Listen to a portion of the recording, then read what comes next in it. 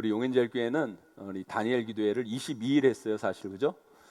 저번에 또 금요 기도회 때 귀한 강사님 오셔서 또 이단 세미나를 하셨기 때문에 또 22일 동안 우리는 다니엘 기도회를 한 것과 다름이 없습니다. 이제 오늘부터 우리 다시 한번 우리 교회 금요 성령 기도에 함께 힘 모으며 함께 기도하며 나아가기를 소망합니다. 이 자리가 여러분의 인생의 축복의 자리가 되고 여러분 변화의 자리가 되고 능력이 나타나는 귀한 자리가 되기를 간절히 소망합니다. 기도함을 통해 하나님을 깊게 만나는 귀한 시간 되었으면 좋겠습니다. 결혼 생활하면서요, 부부가 평생 행복하고 즐겁게 살면 얼마나 좋겠어요. 그런데요, 그렇게 좋았던 부부도요, 권태기라는 것들이 결혼 생활을 하다 보면 찾아옵니다. 그 부부 생활 가운데 이 권태기를 어떻게 극복하고 건져내느냐에 따라 결혼 생활의 행복이 결정된다고도 볼 수 있습니다. 여기 뭐 결혼하신 분들 중에는 권태기가 다 지나가신 분들도 계시고요, 아직 권태기 가운데 있는 분도 계시고, 또 아직 권태기가 안 오신 분도 계실 텐데요. 요즘은 제가 이렇게 보면요, 권태기가 대체로 좀 빨리 오는 것 같아요. 빠르게 찾아오는 것 같습니다. 왜 그럴까 생각해 보면 뭐 여러 가지 이유가 있겠죠. 뭐 젊은이들의 성향도 그렇고 사회 풍조도 그렇고 여러 가지가 있지만, 그럼 권태기의 근본적인 이유는 뭐죠, 여러분? 왜 권태기가 생겨요, 여러분? 부부간의 애정이 식었기 때문이에요. 애정이 식었기 때문이에요. 저는 예전부터요, 이런 말을 믿지 않습니다. 뭐 드라마에서 이런 말을 많이 하잖아요. 남자 주인공이 멋있게 이런 말 많이 합니다. 사랑하기 때문에 헤어진다. 말도 안 되는 소리죠. 뭐 사랑하는데 왜 헤어집니까, 여러분? 그것은요, 자신을 포장하기 위한 이게 수사적 표현에 불과한 거예요. 그 사랑이 그 정도밖에 안 되는 거예요, 여러분. 둘 사이에 놓인 어려움, 둘을 하나로 만드는 것을 막는 그 무엇인가를 극복할 수 없을 정도로 그 사랑이 약하기 때문에 헤어진 것이죠. 이런 부부가요, 부부답게 살기 위해서는 그 기초는 누가 뭐래도 사랑이에요. 사랑이 있어야 됩니다. 그러면 뭐 이렇게 말씀하시는 분들이 계실지 모르겠어요. 목사님, 뭐 부부가 사랑 가지고만 삽니까? 정 때문에 살고 자식 때문에 살고 살다 보니까 살고 별 사람 없어서 같이 살고, 그죠? 네, 맞습니다, 여러분. 뭐 그렇게도 살 수 있죠, 여러분. 정 때문에 살고 자식 때문에 살고 마지못해 살고 별 사람 없어서 살고, 그렇게 살 수는 있어요, 여러분. 우리가 뭐 그렇게 살 수 있죠. 그렇게 사시는 분도 있고요. 그러나 그렇게 살 수는 있어도요, 그것이 잘 사는 건 아니잖아요, 그죠? 그렇게 살 수는 있어도 그게 잘 사는 건 아니에요. 그게 행복한 결혼 생활은 아니라는 거예요. 여러분, 부부가 결혼해서 행복하게 살려면 여러분 그 중심에는 뭐가 있어야 돼요? 사랑이 있어야 돼요.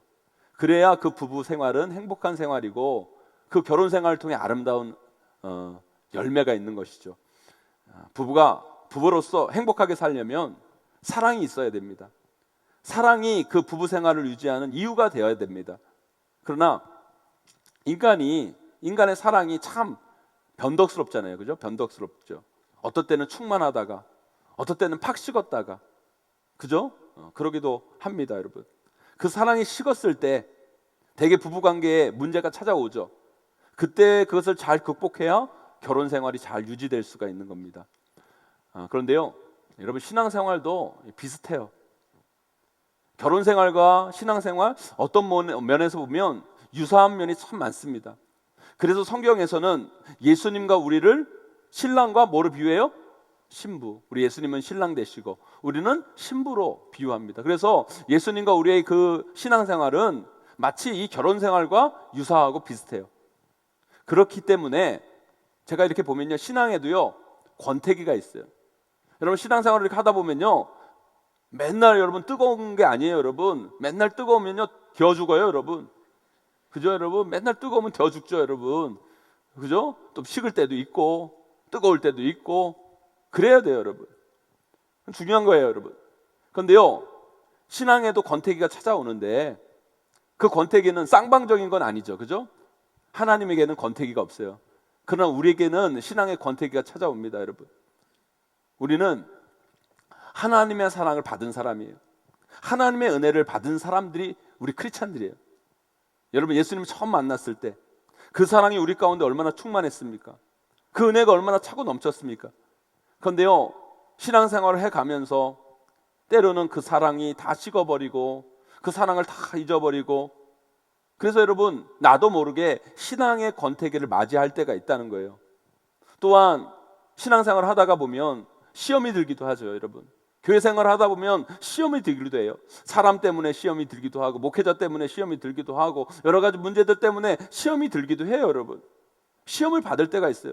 그 시험이 나의 신앙을 막 흔들고, 그래서 여러분 때로는 우리의 신앙이 확 식어져 가지고 꼼짝도 못하는 그런 연약한 신앙의 모습으로 전락할 때가 있죠. 여러분 그때 그것을 견딜 만한 하나님의 사랑, 그 하나님의 은혜가 있어야 하는데, 여러분 그것이 없다면 신앙이 나락으로 떨어지게 되고, 그 사람이 정말 신앙이 있었던 사람일까 생각이 들 정도로 여러분 그런 모습을 보일 때도 우리 가운데 있다는 거예요. 여러분, 부부가 권태기를 잘 극복해야 부부 생활이 행복해지듯이 신앙생활도 마찬가지예요. 그 신앙의 권태기, 그 신앙의 시험기를 어떻게 통과하느냐에 따라 우리 신앙생활의 미래도 결정되어지는 거예요. 여러분, 신앙생활의 열매를 보느냐 보지 못하느냐가 거기에서 결정되는 거예요. 저는 오늘 본문 말씀을 통해서 이 신앙의 위기, 우리 가운데 찾아오는 그 신앙의 위기와 그 권태기를 우리가 어떻게 깨닫고 그것을 어떻게 극복하는가를 이 말씀을 통해 살펴보기를 원해요. 부디 오늘 이 말씀 잘 들으셔서요, 이 말씀을 여러분의 삶과 신앙에 잘 비추어서 여러분 삶 가운데, 신앙 가운데 찾아오는 그 신앙의 위기들, 권태기들을 잘 극복하고 정말 행복한 신앙생활, 열매 있는 신앙생활로 거듭나게 되기를 주님의 이름으로 간절히 축원합니다. 먼저요, 신앙의 권태기를 잘 극복하기 위해서는요, 언제 우리가 신앙생활 하다가 언제 그 신앙의 권태기, 그 신앙의 위기가 우리 가운데 찾아오느냐를 잘 알아야 돼요.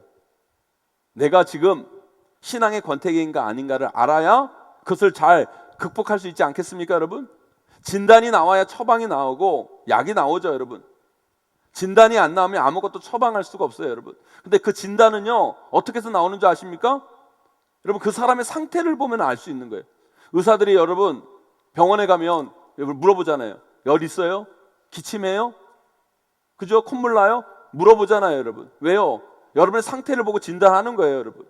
그러니까 여러분들도요, 신앙생활 하다가 여러분이 어떤 모습으로 신앙생활 하는 걸 잘 점검을 해야 내가 지금 신앙의 위기 가운데 있는가, 아니면 내가 신앙이 뜨거운가, 아니면 내가 제대로 가고 있는가, 이걸 잘 점검할 수 있어야 돼요. 여러분, 우리의 신앙의 위기는 어떤 모습으로 찾아올까요, 여러분? 우리에게 어떤 모습이, 어떤 증상이 나타날 때 우리는 지금 신앙의 위기, 신앙의 권태기라고 말할 수 있을까요? 첫 번째는요, 우리의 입, 우리의 말에서 그것을 발견할 수 있습니다. 우리가 말하는 말, 우리 입에서요, 내가 지금 이 신앙의 위기인가 권태기인가를 발견할 수 있고, 거기서 우리 신앙의 위기의 증상이 나타나기 시작하는 거예요. 오늘 본문 1절 말씀은요, 이스라엘 백성들이 16장 1절 말씀에는요, 이스라엘 백성들이 지금 엘림과 시내산 사이에 신광야에서 일어난 사건이라고 오늘 말씀을 규정을 합니다. 왜 굳이 이것을 모세는 우리에게 알려주고자 했을까요? 엘림에서 여러분 무슨 일이 있었습니까? 여러분, 출애굽기 15장 27절 말씀 함께 읽어보도록 하겠습니다. 우리 출애굽기 15장 27절 말씀 함께 있습니다. 시작. 그들이 엘림에 이르니 거기에 물샘 열둘과 종려나무 70그루가 있는지라. 거기서 그들이 그 물 곁에 장막을 치니라. 아멘. 광야에 물샘 열둘과 종려나무 70그루가 있었다고 얘기해요. 여러분, 그들이요, 마라가 무슨 뜻이에요? 쓴물. 마라에서 여러분 물이 없어 고통받았습니다.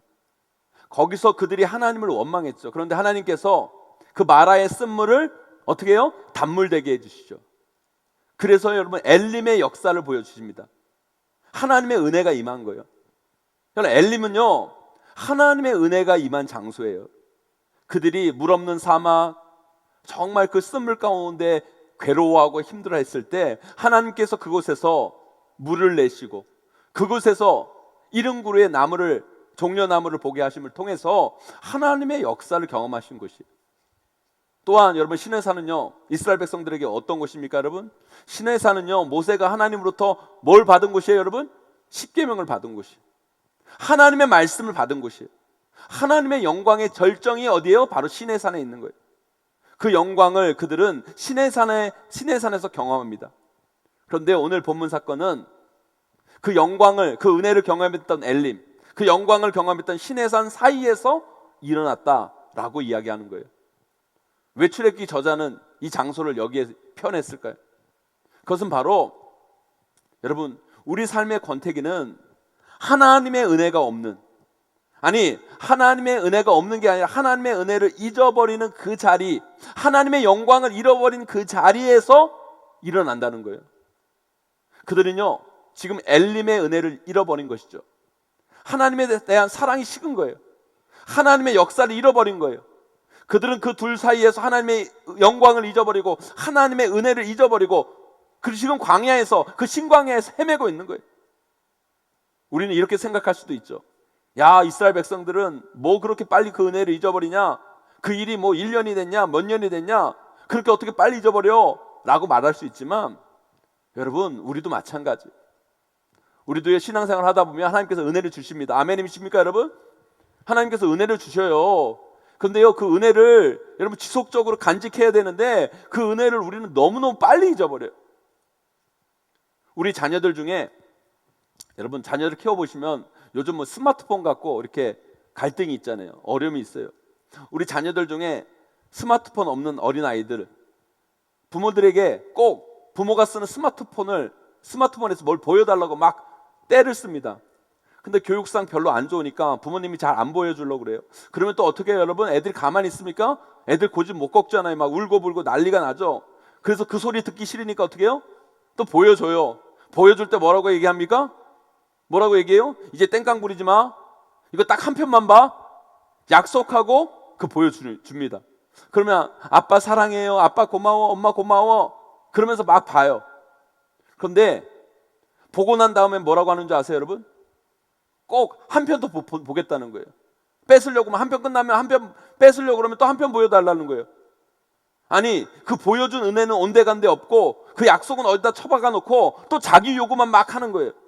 그래서 안 보여주면 어떤 일이 벌어집니까? 난리가 납니다. 앞에 보여준 은혜는 기억도 못하고 그거 안 보여준 것만 생각하고 아빠 미워, 엄마 나빠 그러면서 난리를 치죠. 여러분 이거는요 비단 우리 아이들만의 모습이 아니에요. 저와 여러분들의 모습. 우리가 그래요. 방금 은혜를 받아요. 방금 하나님의 사랑을 경험하고 방금 하나님의 영광을 경험합니다. 하나님의 역사를 경험해요. 근데 금방 그거 잊어버리고 그 감사는 어디다 다 처박아 놓고 지금 당장 지금 하나님께서 뭐 안 준다고 우리 입에서는 뭐가 나와요? 원망이 나오고 불평이 나오고 그게 우리의 모습이라는 거예요. 이스라엘 백성들이 그랬어요.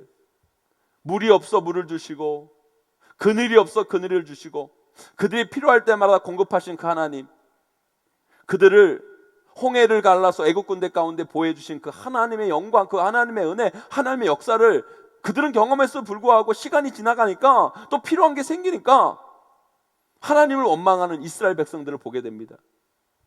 여러분 오늘 본문에서만 원망이라는 단어가요 2절, 7절, 8절, 9절 원망이라는 단어가 계속 반복적으로 나타나요. 여러분 우리의 신앙의 위기, 신앙의 권태기를 분별하는 방법은 여러분의 입 속에 있어요. 여러분의 말 속에 있어요. 여러분 여러분의 입과 말에서 감사가 나오느냐 원망이 터져 나오느냐를 보면 지금 내가 신앙의 권태기인가 아닌가를 여러분 분명히 알 수 있는 거예요. 우리 삶 가운데 사랑의 고백이 나오느냐 아니면 사람에 대한 원망, 하나님에 대한 원망, 하나님에 대한 아쉬움이 자꾸 배어져 나오느냐를 보면 지금 내가 신앙의 위기인가 아니면 신앙의 전성인가를 구별할 수 있다는 거예요. 부부 생활도 마찬가지죠. 아담이 하와가 만들어주고 너무 사랑했을 때 그 고백이 무엇입니까 여러분? 말부터 이뻐요. 말부터. 여러분 아담이 하와를 정말 사랑했을 때 처음 보고 여러분 그 사랑의 고백, 그 말이 어떤 말이에요 여러분? 내 뼈 중에 뼈요, 내 살 중에 살이라. 여러분 인류 사랑 고백 중에요 최고의 고백이에요. 최고의 고백. 이보다 더 아름다운 사랑의 고백이 어디 있어요? 이는 내 뼈 중에 뼈요 살 중에 살이다. 그런데요 죄가 딱 그 안에 들어오니까 그 관계의 위기가 딱 찾아오니까 여러분 말부터 달라져요. 어떻게 달라집니까? 그 배에서 뭐라고 튀어나와요? 당신이 만들어준 이 여자 때문에 내가 지금 이렇게 되지 않았습니까? 하나님에 대한 원망, 하와에 대한 원망이 튀어나오죠. 여러분 부부의 권태기는요, 결혼 생활이 오래되고 짧게 되고 시기의 문제가 아니에요. 여러분 입의 문제예요. 말의 문제예요. 부부 사이의 말이 서로 비난하고 원망하고 불평하는 말이 나오면 그 부부는 위기예요, 위기. 그러나 부부 생활이 아무리 오래됐어도요, 말이요, 아름다운 말이 나오고 사랑하는 말이 나오면 그 부부 관계는 행복한 부부 관계예요. 예전에 MBC에서요, 이 부부 관계를 탐구하는 다큐멘터리를 한 적이 있는데요, 정말 관계가 좋은 부부, 관계가 정말 안 좋은 부부를 이 비교 분석해가지고 그 방송에 이렇게 보여줬는데, 이 두 부부의 차이는요, 다른 차이가 아니에요. 별로 그 차이가 아니에요, 여러분. 한쪽 부인은 못생기고 한쪽 부인은 이쁘고, 한쪽 남편은 돈 잘 벌고 한쪽 남편은 돈 못 벌고, 그게 아니었어요. 이 부부관계의 문제의 차이는 뭐냐면 말이었어요. 말. 행복한 부부로 관계로 사는 이 가정은요, 말이 너무 이뻐요. 그런데요, 이 부부는요, 관계가 안 좋은 이 부부는요, 말부터 본새가 없어요. 본새가. 그게 안 좋은 거예요. 여러분도 여러분의 부부관계도 점검해 보셔야 돼요. 내가 내 아내에게, 내 남편에게 어떤 말을 하고 있는가? 우리 아내들 이런 말 많이 하죠. 내가 이 남자만 안 만났어도 정말 이렇게 지질이 공상으로 안 살았을 텐데, 당신 때문에 내가 이 모양 이 꼴이잖아. 여러분 원망과 불평이 피어나온다면 그게 바로 권태기의 징조예요, 여러분. 그런데 서로를 존중하고 이해하고 사랑하는 말이 나오면 그 부부는요, 서로 지금 사랑하고 있는 거예요. 말이 중요합니다. 장마철 비 맞고 들어오는 아내를 보면, 야, 우리 꽃 많이 젖었네? 뭐 이런 말이라든지, 여러분. 직장생활 힘들게 하고 오는 남편을 보면은, 여러분, 우리 귀한 남편 누가 이렇게 힘들게 한 거야, 여러분. 뭐 이런 소리를 하면서 살아가는 부부가 몇이나 되겠냐마는, 여러분, 하여튼 이런 말들 속에서 우리는 우리 삶의 행복을 진단할 수 있다는 거예요. 사랑하는 성도 여러분, 여러분의 말을 여러분 점검해 보세요. 원망이 많습니까? 여러분 감사의 소리가 넘칩니까? 불평이 많습니까? 찬양이 넘칩니까? 만약 여러분의 입과 말 속에서 원망과 불평이 넘친다면 여러분의 신앙생활 가운데 하나님의 은혜가 사라져 가고 있다는 거예요. 여러분 우리 교회 생활 하는데, 여러분 우리 교회 생활 가운데 여러분 어떤 고백이 여러분 입 가운데 차고 넘쳐요? 교회를 바라보면서 신앙생활 하면서, 왜 이 교회는 이 모양 이 꼴이야? 왜 이 교회는 왜 이런 게 문제야? 왜 이 교회는 사랑이 없어? 만약 여러분들 그런 말들이 여러분 입술 가운데 너무너무 자주 나온다면, 우리 성도들 가운데 그 이야기들이 너무너무 팽배하게 있다면 우리 교회는요 지금 위기인 거예요. 그런데 성도들 입속에서 우리 교회 너무 좋아, 우리 교회 예배는 정말 살아있어, 정말 나는 이 교회에서 신앙생활하는 게 너무너무 행복해, 여러분 이 말을 하고 있다면 우리 용인제일교회는 정성기예요. 전성기예요. 그래서 여러분 자꾸 우리는요, 우리의 말을 통해서 우리의 신앙의 위기 경보를 잘 파악해야 돼요. 여러분의 가정도 마찬가지고 우리 교회도 마찬가지고 여러분의 신앙생활도 마찬가지. 지금 내가 어떤 말을 하고 있는가, 어떤 입술의 고백이 있는가, 여러분 점검해 보기를 주님의 이름으로 간절히 축원합니다. 여러분 그것을 잘 파악하셔야 돼요. 두 번째로는요, 우리의 신앙의 위기는 하나님과 동행하는 삶에 대한 폄하하고 세상에 속한 삶을 동경할 때부터 우리 신앙의 위기가 찾아오는 거예요. 다시 한번 말씀드립니다, 여러분. 신앙의 위기는 우리가 하나님과 동행하는 삶을 폄하하고 세상에 속한 삶을 동경할 때부터 나타나는 거예요. 우리 오늘 말씀 3절 말씀 다 함께 읽어보도록 하겠습니다. 우리 16장 3절 말씀 함께 있습니다. 시작. 이스라엘 자손이 그들에게 이르되 우리가 애굽 땅에서 고기 가마 곁에 앉아 있던 때와 떡을 배불리 먹던 때에 여호와의 손에 죽었더라면 좋았을 것을 너희가 이 광야로 우리를 인도해내어 이 온 회중이 줄여 죽게 하는도다. 아멘. 그들이 지금 뭐라고 얘기합니까? 애굽 땅이 좋았다는 거예요. 애굽 땅이 그들 말대로 이런 물질적으로 풍요로웠을지 모르겠어요. 그러나 거기는요 우상의 땅이에요. 애굽은요, 성경에서 애굽 땅 나오면요 세상을 대표하는 거예요. 애굽은 세상을 대표하는 거고요, 가나안은 뭐예요? 하나님의 나라, 하나님의 땅을 대표하는 게 가나안이에요. 여러분, 애굽은요 세상의 물질 문명을 드러내는 곳이 애굽이에요. 여러분, 이스라엘 백성들이요 원래 어디의 종이었어요? 그 애굽의 종, 세상의 종이었다는 거예요. 그런데 세상의 종이었던 그들을 하나님께서 부르셔서 그들을 하나님 나라의 백성, 하나님 나라의 자녀로 삼으시기죠. 그래서 어느 땅에 보내는 거예요? 가나안 땅으로 보내는 거예요.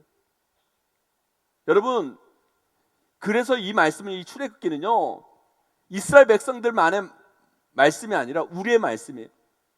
죄의 종되었던, 세상의 종되었던 우리를 예수 그리스도의 보혈의 피로 구원해 주셔서 우리를 하나님 나라에 들어가게 하신 거죠. 하나님께서 애굽의 종되었던 그들을 하나님 백성 삼으시고 그들을 가나안 땅으로 이끌으셔서 이제 세상의 종이 아니라 하나님을 섬기는 하나님의 백성과 하나님의 자녀로 만들고자 하셨어요. 그때 그들은 그것에 감사했고 그것에 감격하고 하나님을 찬양했어요.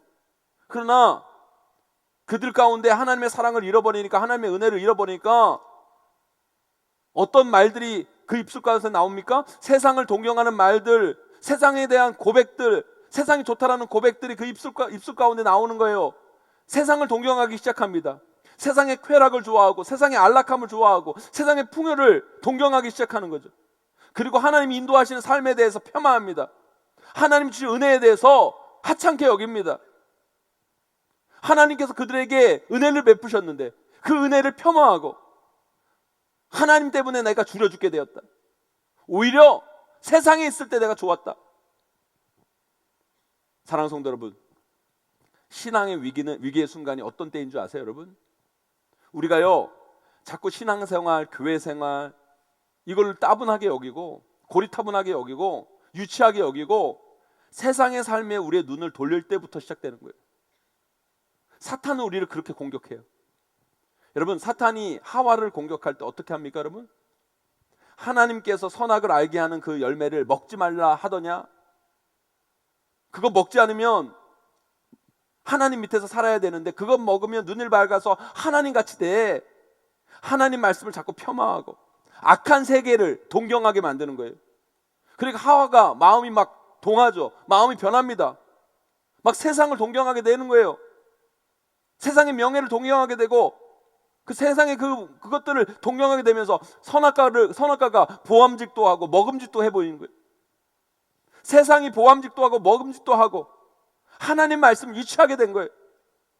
그때부터 그들은 죄 가운데 타락하게 되는 것이죠. 여러분, 우리 가운데 신앙의 권태기가 찾아올 때 나타나는 증상이 뭔지 아십니까? 자꾸 세상에 썩을 것들, 사라질 것들, 우리를 멸망하는 것들을 자꾸 동경하고 그것을 쫓게 되고 거기에 우리의 모든 관심과 우리의 시간을 투자하게 되고 거기에 기대 이상의 많은 것을, 우리 것들을 많은 것을 투자할 때 여러분 거기서부터 우리의 신앙이 병들어 가고 있는 거예요. 우리 마음 가운데 세상의 쾌락과 죄악들의 모습들이 여러분 한 번 하고 싶은 일들로 여겨지십니까, 여러분? 세상의 악들이 보암직도 하고 한 번 해보고 싶을 만큼 흥미로운 것이 되어버리고 계십니까, 여러분? 그러면 여러분 삶의 신앙의 위기 공보를 발령하셔야 돼요, 여러분. 하나님의 은혜가 충만하다면, 하나님을 사랑한다면 그것을 동경할 수가 없어요, 여러분. 하나님의 은혜가 충만한 사람은요 사도 바울의 고백처럼 그것이요 배설물처럼 여겨지는 거예요. 그것이 죄된 것으로 여겨지는 거예요. 제가 신학대학 다닐 때 이런 분들이 계셨어요. 세상에서 소위 놀다가 어느 순간 하나님의 은혜 받고 이 신학대학에 오신 나이 드신 분들이 계셨어요. 그런 분들이랑 막 이렇게 이야기하면, 저는 이제 모태신앙이니까 그런 분들이랑 막 이야기를 하면 뭐 자기가 세상에서 놀았던 이야기들을 막 늘어놓으세요. 그러면서 마지막에 꼭 사람 속 뒤집는 소리를 해요. 뭐라고 얘기를 하면 한마디 툭 하시는데 이런 이야기를 해요. 내가 세상에서 이것저것 나쁜 짓 다 해봤는데 다 쓸데없는 거예요. 그거 헛된 거예요. 너희들처럼 모태신앙으로 어릴 때부터 자란 사람이 복이야. 그런데 모태신앙으로 자라는 우리들은요, 그분들이 나이가 많으니까 뭐 대놓고 말은 못하지만 속으로 말하죠. 그런 사람들은 꼭 다 해보고 쓸데없대. 다 해보고 쓸데없대. 그렇게 생각이 들면서 약간 부러운 마음을 솔직히 지울 수가 없었어요. 하나님께서 우리도 좀 그 사람들처럼 세상에 다 해볼 거 다 해보고 부르시지 왜 어릴 때부터 교회에서 자라게 하셔가지고 아무것도 못하고 이렇게 목사 만들었나? 뭐 이런 생각을 가끔 근데요 진짜 복은요 여러분 언제나 하나님과 동행하는 삶이 진짜 복인 거예요. 하나님의 인도하심을 떠나지 아니하고 그 하나님 안에 거하는 게 여러분 복이에요. 여러분 그래서 에녹이 위대한 거예요. 여러분 왜요? 평생을 하나님과 동행하는 에녹 결국엔 죽음을 보지 아니하고 저 천국에 올라가잖아요. 여러분 우리 인생의 가장 아름다운 삶은요 하나님 안에 거하는 거예요. 그런데요 우리 삶의 위기, 우리 신앙의 위기가 찾아올 때는요 하나님 안에 거하는 게 그 거하는 것이요 부자유예요. 얽매이는 것 같아요. 그런데 우리 신앙에 여러분 전성기가 딱 찾아오면요 하나님의 언어 거하는 게 행복해요. 기뻐요. 오늘 교회 왔는데 내일 또 교회 가고 싶고, 오늘 예배 드리고 싶은데 내일 또 예배 드리고 싶고, 언제 주님 앞에 나오는 게 너무 기쁨이에요. 그런데 어느 순간 신앙의 위기 가운데 찾아오면 오늘 예배 드리는 게 너무 힘들고 내일 드리는 게 힘들어서 쭉 빼먹다가 주일날만 예배 오고. 여러분 이것이 바로 우리 신앙의 위기인 거예요. 여러분 부부 생활도 마찬가지예요. 결혼해서 사는데 맨날 이런 생각이 들었다. 처녀 때가 좋았는데, 처녀 때가 그때 정말 나 정말 좋다고 쫓아다니는 사람 많았는데 내가 그때로 돌아가면 정말 이 남자 안 선택했을 텐데. 여러분 이스라엘 백성들 똑같은 고백이잖아요. 내 광야로 돌아갈 때 과거로 돌아가고 싶다. 여러분 그런 삶은요 불행한 삶이에요. 그럼 여러분 처녀 때는요 결혼이 인생의 중요한 목표였잖아요. 그거 이루어졌으면 결혼 생활 좋다, 내 꿈 이루어졌다, 내 소망 이루어졌다, 나는 행복하다, 이런 마음으로 지금 그 삶을 누려야 되는데 우리는 자꾸 잘못된 생각으로 우리 삶을, 우리의 미래를 파괴하고 있는 거잖아요. 여러분 신앙의 권태기, 가정의 권태기는요 우리가 소망하고 바라고 원하는 것이 잘못되어질 때부터 나타나는 거예요. 지금 아내가 아니라 다른 사람들이 자꾸 눈에 들어오고, 지금 내가 누리는 것보다 다른 것들이 커 보이고, 지금 내가 가진 것보다 가지고 누리는 것보다 다른 것에 자꾸 집착하게 되고, 그럴 때 우리 신앙은 타락하게 되고 우리의 삶은 엉망이 되는 거예요. 이스라엘 백성들이요 지금 바라봐야 할 곳은요 애굽이 아니에요. 이스라엘 백성들이 바라봐야 할 곳은 어디예요 여러분? 가나안인 거예요. 가나안. 여러분 애굽에 먹을 것이 아니라 광야의 그 하나님, 그들 인도하신 그 하나님, 그들이 가야 할 그 가나안 땅을 바라보면 걸어가야 하는 것이 그들의 삶이었다는 거예요. 그런데 지금 이스라엘 백성들은요 자꾸 세상의 것, 그 애굽을 바라보면서 그것이 좋았다 그렇게 고백하고 있는 거예요. 거기에서 바로 그들의 신앙의 위기가 찾아온 것이죠. 그렇다면 우리가 이 신앙의 권태기를 어떻게 극복할 수 있을까요? 어떻게 이겨낼 수 있을까요? 여러분 그것을 오늘 알고 가셔야 돼요. 다른 것이 없어요. 여러분 하나님을 향한 그 사랑, 그 마음을 회복하셔야 되는 거예요. 그러기 위해서 여러분 우리에게 필요한 게 뭐예요? 여러분 하나님의 소중함을 기억해내는 게 너무너무 중요한 거예요. 죽을 수밖에 없는 죄인인 우리, 정말 멸망할 수밖에 없는 우리를 구원하신 그 하나님, 그것도 자신의 독생자 예수 그리스도를 이 땅에 보내주셔서 그를 죽이시면서까지 그 일을 하나님이 해주셔서 이렇게 우리가 하나님의 자녀가 되고 이 자리에 서게 되었잖아요. 그런데요 사람이 참 이상한 게 뭔지 아세요 여러분? 정말 자기 옆에 있는 사람, 자기 가까이에 있는 사람, 자기한테 쉬운 사람, 자기에게 편한 사람, 이런 사람들이 정말 자기 인생에 정말 소중한 사람들인데요 그 사람들은 우습게 생각하고 내 인생에서 별로 하찮은 사람, 별로 막대해도 괜찮은 사람, 그런 사람들을 오히려 소중히 여기는 이상한 버릇이 우리 인간에게는 있어요. 여러분 사람이 그렇잖아요. 여러분 너무 잘해주면 그것을 당연하게 생각하고 고마운 것도 모르고 그렇게 잘해주는 사람들 무시하고 오히려 막대하고 그러잖아요. 특별히 이런 면에서 여러분 한국 남자들 정신 차려야 돼요. 저도 남자지만 한국 남자들이 정신 차려야 돼요. 그냥 밖에 나가서 쓸데없는 여자들, 자기와 아무 상관없는 여자한테는 그렇게 친절해요. 그래서 정작 중요하고 소중하고 정말 자신을 가장 사랑해주는 아내한테는 막하는 남편들이 많아요. 그런 남편들 여러분 정신 차려야 돼요. 여러분. 사람이 정말 뭐가 중요한지 알아야 돼요. 그리고 뭐를 소중하게 여기는지 알아야 돼요. 여러분, 우리가 신앙생활 하면서요, 하나님이 소중하다, 하나님이 중요하다, 하나님이 최고다 말은 하지만요, 인생을 살아가는 모습을 보면요, 하나님을 너무 하찮게 여기는 사람들이 많아요. 하나님을 너무 가치 없는 사람으로 여기는 사람들이 많아요. 하나님을 두려워하지 않는 사람들이 너무 많아요. 여러분, 그러면 안 돼요. 여러분, 하나님을 소중히 여기는 여러분들에게를 소망합니다. 여러분, 하나님이 편할수록, 하나님이 가까울수록, 하나님이 나한테 잘해줄수록, 하나님께서 우리에게 은혜를 베풀어 주실수록 더욱더 소중히 여기고 귀하게 여기고 그분을 위해 내 최선을 다하고 우리 모든 것을 다할 때 그 관계는 더욱더 아름다워지는 거예요. 우리가 신앙생활 1년, 2년, 3년 횟수가 더해지고 교회 생활이 편해지고 당연해지고 그러면 신앙이 이렇게 가까워지면요, 하나님이 너무너무 편하게 느껴져서 무덤덤하게 느껴질 때가 많아요. 그 하나님을 우습게 여길 때가 너무 많아요. 그때 그 하나님의 소중함을 다시 한번 기억하고 상기할 수 있는 저와 여러분 되기를 간절히 축원합니다. 내가 이 자리에 어떻게 서 있나? 내가 어떻게 이 자리까지 와 있나? 내가 어떻게 구원받고 하나님의 자녀가 되었나? 내가 어떻게 천국 백성이 되었나? 정말 죽을 수밖에 없었는데, 망할 수밖에 없었는데, 아무것도 없었는데 질병 가운데 나를 건져주시고 그 경제적인 위기 가운데 나를 건져주시고 나를 살려주시고 나를 먹이시고 입히시고 나를 여기까지 인도해 주신 그 하나님, 여러분, 그 하나님을 존귀 여기면서 살아갈 때 우리의 신앙은 또 다른 은혜, 더 깊은 은혜 가운데 그 신앙의 위기 가운데서 벗어나서 더욱더 하나님의 영광 가운데 쓰임받는 믿음의 인생이 될 줄 믿으시기를 간절히 축원합니다. 제가 2003년 2월에 결혼했으니까 올해 만으로 거의 17년 차가 되는데 결혼. 17년 동안 제가 뭐 공부하고 목회하고 교육 목사, 부목사, 담임 목사 하면서 정말 바쁘게 살아왔던 것 같아요. 근데 여기까지 와 있더라고요.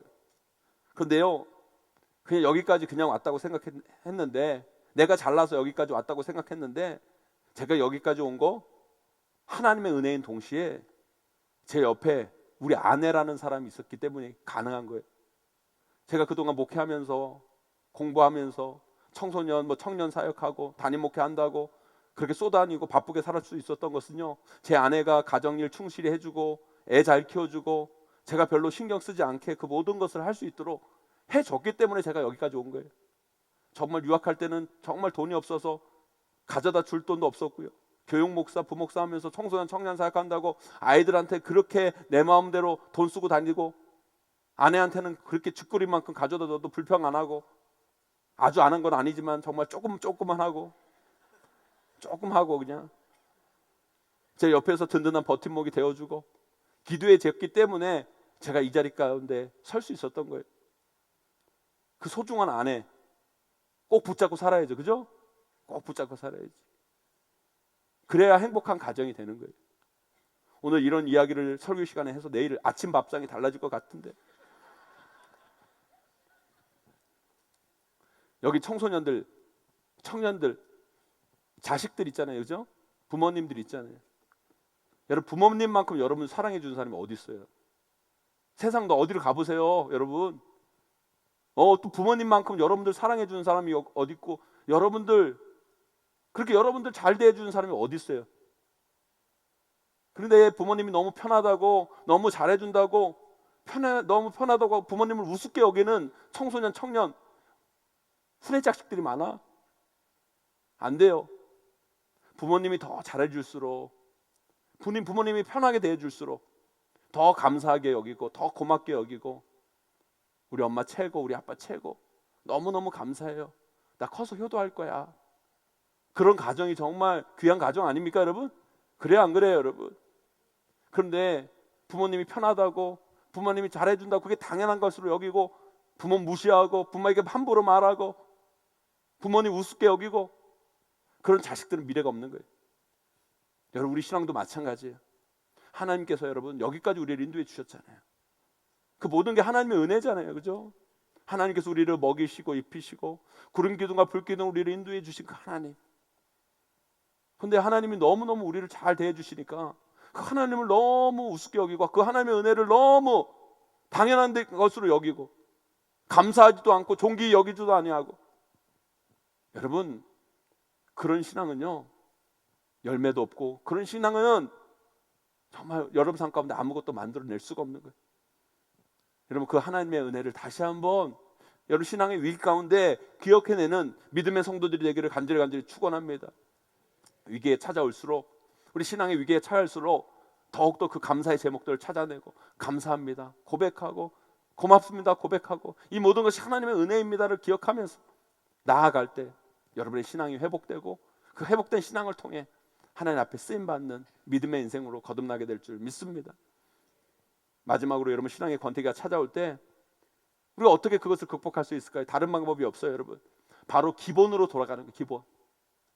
다시 기초부터 다시 연마해야 돼요. 우리 신앙의 기초, 기본이 뭐예요 여러분? 예배예요. 예배. 예배부터 다시 시작하셔야 돼요. 여러분, 신앙의 위기가 찾아온다. 제가 아까 진단 드렸잖아요. 입에서 막 원망이 찾아오고 불평이 찾아오고, 그저 자꾸 세상 것이 막 눈에 들어오고, 여러분 그럴 때 어떻게 해야 된다고요? 예배부터 다시 시작해야 돼요. 이승엽이라는 야구 선수가 있죠. 대단한 야구 선수죠. 여러분, 대한민국에서 앞으로 나올까 말까 한 그런 선수예요. 어떤 기자가 그 이승엽 선수에게 질문했어요. 운동하다가 슬럼프가 올 텐데, 슬럼프가 오면, 그 위기가 오면 어떻게 그것을 이기는지 다른 운동하는 후배들을 위해 한마디 해달라고. 저는 뭐 대선수니까 대단한 대답이 나올 줄 알았어요. 근데 이승엽 선수가 딱 한마디 하더라고요. 자기는 슬럼프를, 자기가 이기는 방법은 다른 것이 아니라 연습량을 늘려간다는 거예요. 연습량. 땀은 정직하다는 거예요. 슬럼프를 이기는 쉬운 방법은 없다는 거예요. 오직 그냥 더 열심히 운동하고 연습 시간을 늘리는 것뿐이라고 그러더라고요. 그게 무슨 답이냐? 그거 누구나 말할 수 있는 거 아니냐? 그럴지 모르겠지만 여러분, 신앙에도 그게 정답이에요. 신앙이나 삶이나 인생의 슬럼프가 오면 기초부터 열심히 훈련하는 것밖에 없어요. 여러분, 신앙의 기초가 뭐예요? 여러분, 예배예요. 예배. 신앙인의 기초는 예배예요. 예배가 무너지면 신앙인의 삶도 무너지고, 가정도 무너지고, 미래도 무너지는 거예요. 여러분, 신앙의 슬럼프가 찾아왔을 때 쓸데없는데 눈 돌리지 마시고, 어디 용암모 기도원, 어디 용암 목사 찾아다니지 마시고, 여러분에게 주어진 예배부터 회복하는 여러분 되기를 간절히 축원합니다. 여러분, 우리나라는요 너무 특별을 좋아해요. 특별. 그래서 여러분, 서울 특별시, 특별 새벽기도, 특별 세일.